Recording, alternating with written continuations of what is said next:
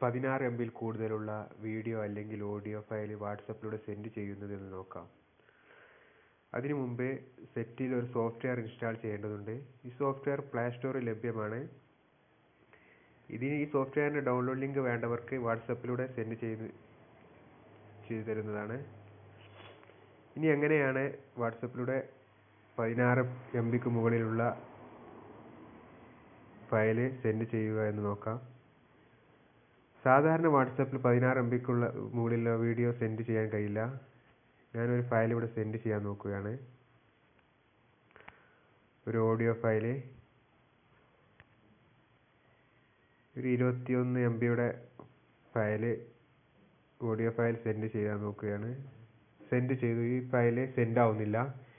ഇനി നമുക്ക് സെറ്റിൽ ഇൻസ്റ്റാൾ ചെയ്ത സോഫ്റ്റ്വെയറിലൂടെ സെൻഡ് ചെയ്ത് നോക്കാം. വാട്സെൻഡ് അഗൈൻ എന്നുള്ള സോഫ്റ്റ്വെയറിലൂടെ സെൻഡ് ചെയ്ത് നോക്കാം.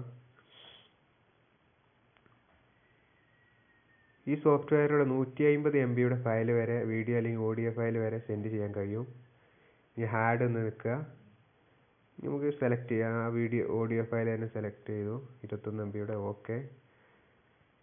ഇനി സെൻഡ് എന്ന് ക്ലിക്ക് ചെയ്യാം.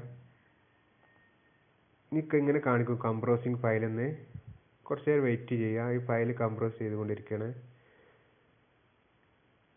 പിന്നെ ശ്രദ്ധിക്കേണ്ടത്, MB കൂടുന്തോറും ഫയൽ ഇവിടുന്ന് സെൻഡ് ചെയ്യുന്ന നമ്മൾ ഫയൽ സെൻഡ് ചെയ്യുമ്പോൾ എണ്ണം കൂടും.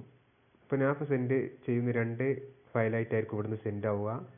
സെൻഡ് ചെയ്ത ആളുടെ മൊബൈലിലെത്തുമ്പോൾ ഒറ്റ ഫയലായിട്ടായിരിക്കും അവിടെ എത്തുക. ഇവിടുന്ന് ഒന്നിൽ കൂടുതൽ ഫയലായിട്ടായിരിക്കും സെൻഡ് ആവുക. അവിടെ എത്തുമ്പോൾ ഒറ്റ ഫയലായിരിക്കും.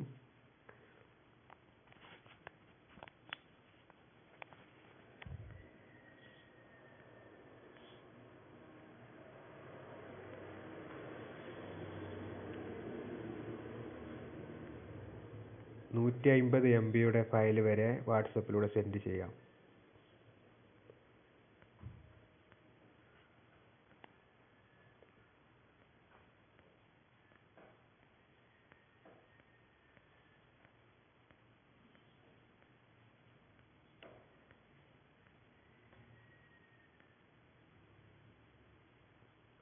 കംപ്രസിങ് കംപ്ലീറ്റ് ആയി.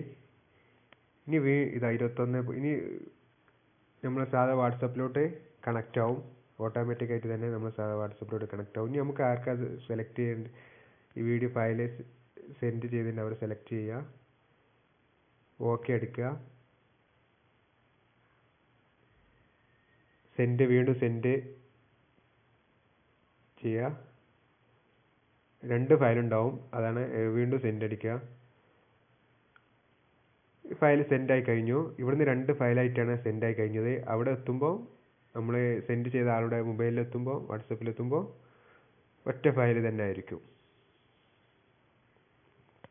21